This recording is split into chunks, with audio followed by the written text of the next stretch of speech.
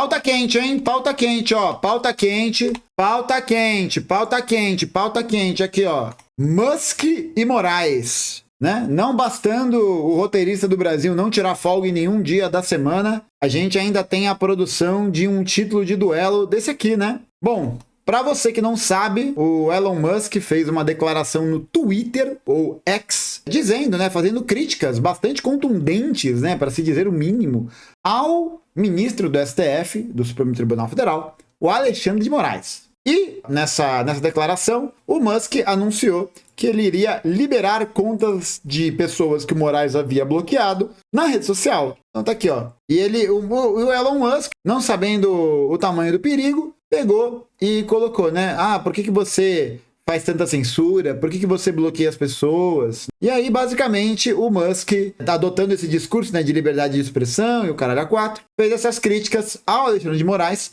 que prontamente já resolveu mostrar, né, quem é que tem o poder e o martelinho da justiça na mão. O Alexandre de Moraes, ele colocou para o X que caso o Elon Musk desbloqueie as contas que foram bloqueadas pelo Alexandre de Moraes, cada dia que uma conta fosse desbloqueada e permanecesse no ar, a X, né, a X deveria pagar 100 mil reais de multa, né? E além disso, ele também colocou o Elon Musk na investigação sobre as fake news, sobre milícias digitais e coisas assim. Então, o que acontece é que é interessante a gente observar esse caso, porque a gente vê que existe, né, uma aproximação bastante grande do Elon Musk com os discursos próximos da extrema-direita. Então, muita gente está vendo essa movimentação por parte do STF como algo muito positivo, né? E algo que está ali silenciando o Elon Musk, que é notoriamente um cara próximo, né, de organizações de extrema-direita, é próximo do Bolsonaro, é utilizado como plataforma política para o Bolsonaro. E aí, muita gente está apreciando bastante essa matéria. E por que tudo isso, né? Por que é importante a gente entender que essa ação contra o Elon Musk ela é importante? Porque o Elon Musk é um cara que historicamente ataca a soberania nacional dos países, né? Não só a soberania nacional dos países, mas também é um cara que brinca aí, né, de liberdade, de paladino da liberdade de expressão e garante a presença e garante a supremacia de discursos supremacistas na sua rede social. E além disso também ele já foi afastado da diretoria da Tesla depois que ele fez um tweet para poder subir artificialmente as ações da empresa. Ele também tem aquele tweet muito famoso dele que ele fala que eles vão dar golpe em quem eles quiserem. Vou deixar que a Jo coloca aqui o tweet aqui em questão. Então a gente tem o Elon Musk como esse personagem das redes sociais que atua já há algum tempo muito alinhado politicamente com essas perspectivas da extrema-direita. Então isso é um negócio que está dado, né? Isso é um negócio que está acontecendo na realidade. Não é à toa que ele tem essa aproximação com vários grupos e várias personalidades nesse sentido, né? Então, o que provavelmente vai acontecer agora é que o Alexandre de Moraes, se esse tipo de bravata do Musk permanecer, há uma possibilidade do Twitter, né, do X, cair aqui no Brasil por uma determinação judicial. Então isso é bastante importante porque mostra, né, não só esse momento em que a gente tem um combate, né, ao Elon Musk, e nesse sentido a gente vê que o Elon Musk está propagandeando essas tentativas e perspectivas da extrema-direita, aliadas com o bolsonarismo, mas isso revela uma outra coisa um pouco complicada pra gente, né? Revela uma outra coisa que agora tem gente já na internet, né, nesse movimento, basicamente endeusando, né, as atuações do Poder Judiciário contra o avanço do fascismo. Eu acho que é basicamente sobre isso que eu queria comentar hoje. Porque por mais que a gente fique feliz com a atuação contra o Elon Musk, contra as redes da extrema-direita que crescem no Twitter, que crescem nas suas manifestações, é muito importante a gente entender e ter muita ressalva, né, com relação a esse tipo de reconhecimento e conduta. Porque o Poder Judiciário é um dos elementos mais importantes e mais fundamentais para poder garantir a dominação da classe burguesa sobre a classe trabalhadora, tá ligado? Então é importante isso, por quê? Porque quando a gente olha para o histórico de votações que o STF tem tido recentemente com relação a pautas que são importantes para a classe trabalhadora, a gente tem visto que o STF tem votado matérias de maneira que se amplifica a opressão de classe, da classe dominante sobre a classe trabalhadora. Então a gente já viu, né, por exemplo, as votações do Cristiano Zanin sobre uma matéria que ele votou sobre a manutenção da prisão preventiva de pessoas que foram pegas roubando um valor total de R$100. O próprio Alexandre de Moraes já votou favoravelmente a uma matéria que garantia a invasão de casas sob suspeita da atividade de tráfico de drogas sem mandado judicial. Então é muito importante isso, gente, para a gente não cair nenhum tipo de ilusão. E nenhum tipo de ilusão, porque senão a gente acaba achando que esse consenso, para utilizar um termo gramsciano, esse consenso que está sendo produzido na mídia hegemônica, na mídia burguesa, na defesa dessas instituições, é um consenso muito perigoso para a classe trabalhadora, né? Porque pau que bate em Chico também bate em Francisco.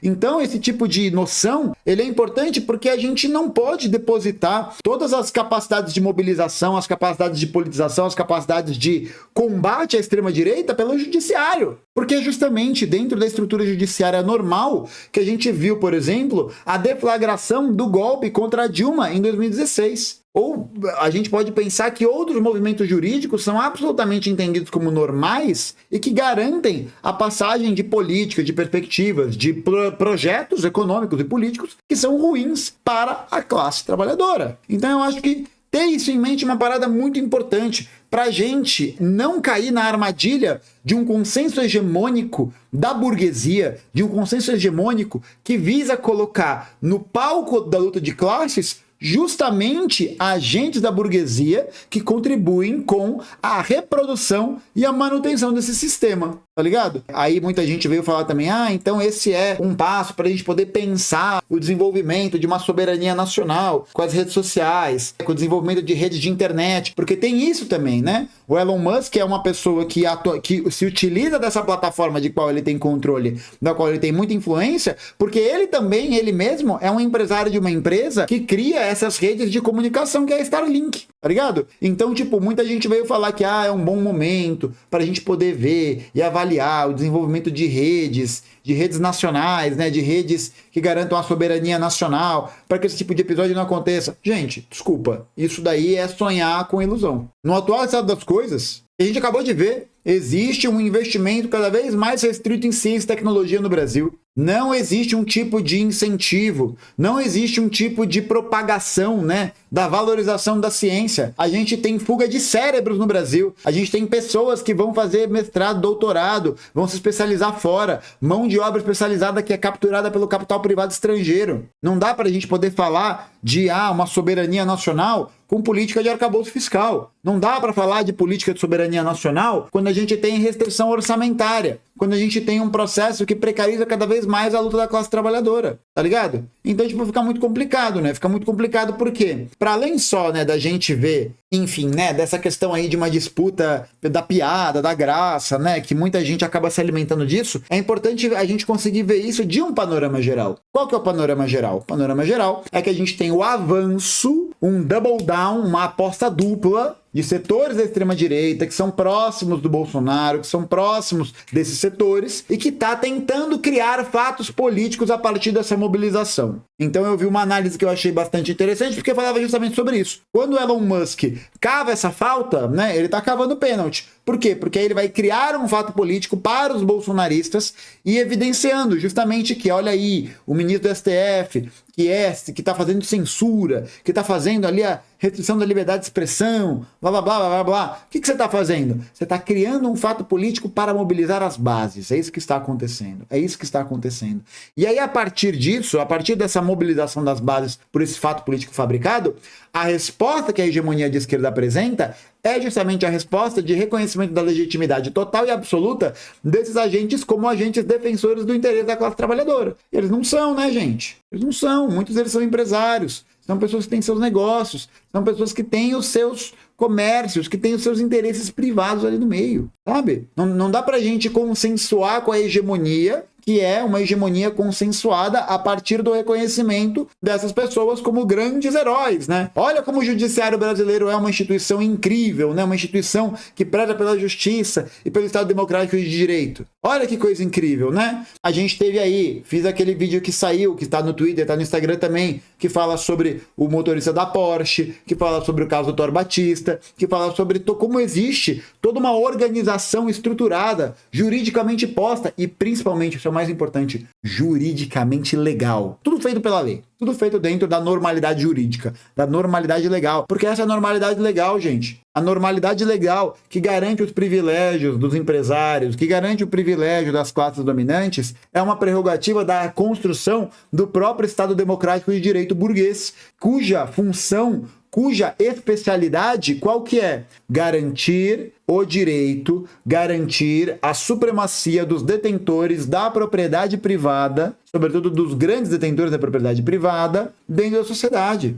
O direito não está preocupado, o direito burguês, ele não está preocupado fundamentalmente se a classe trabalhadora vai ter problema ou não. Por quê? Porque a estrutura maquinada dela, a estrutura da qual ela é organizada, parte do princípio justamente da organização de um Estado democrático do direito burguês. Do direito burguês. Então não é à toa que a gente vai ver a leniência das autoridades do judiciário em casos como o do Thor Batista, e em casos que são representativos de como a classe trabalhadora, ela mesma é vítima de um estado de exceção diário. É aquilo que Walter Benjamin já falou em outros momentos, né, nos seus textos. A gente precisa entender que a classe dominada, ela não passa por um estado de exceção, ela vive o estado de exceção. O estado de exceção é a regra da classe dominada. O estado de exceção é a regra para a classe trabalhadora. É porque a gente entende o estado de exceção como isso, né? Um momento em que as liberdades individuais são perdidas, um momento em que as liberdades individuais são surrupiadas, e elas são já diariamente nas operações policiais, na guerra às drogas, com a manutenção de um exército industrial de reserva gigante, com a manutenção do desemprego, com a manutenção das condições de vida que pioram a vida da classe trabalhadora e jogam elas para a marginalidade. Jogam elas para a marginalidade, para as relações violentas, para as relações que constituem justamente esse espaço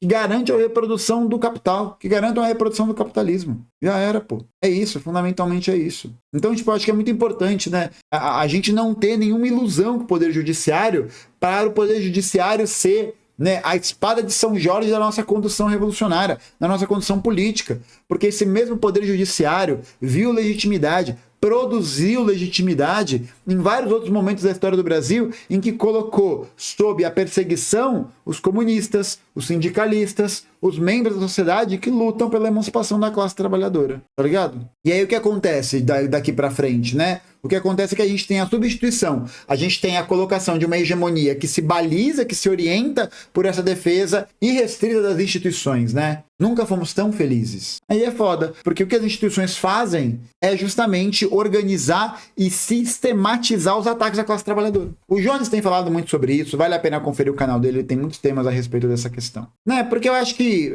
a medida, né, o que coloca, né, o que o Moraes ou o Musk colocam como os elementos principais dessa disputa, já é notícia em todos os lugares, né? Então eu acho que eu queria trazer mais essa reflexão, né, para a gente poder entender isso como um movimento próprio da luta de classes, né, próprio da compreensão de que esse estado de exceção que a classe trabalhadora vive é justamente o estado de exceção geral e que é fomentado, que é viabilizado pela normalidade jurídica do Estado burguês. E se manifesta de outras formas, né? Se manifesta de outras formas em outros fenômenos. Por exemplo, o que acontece, por exemplo, na Palestina, por parte das forças de repressão de Israel, é entendido como parte da normalidade jurídica, do rito jurídico. Lá tá tudo certo. Tá tudo certo. Tudo certo. Por quê? Porque isso é acordado juridicamente como legal, como permitido, como, ó, carimbou o papel? Pode. Mas é isso. É a forma de operação e de construção da justiça burguesa, que não leva em consideração, em nenhum momento, a formação e não leva em consideração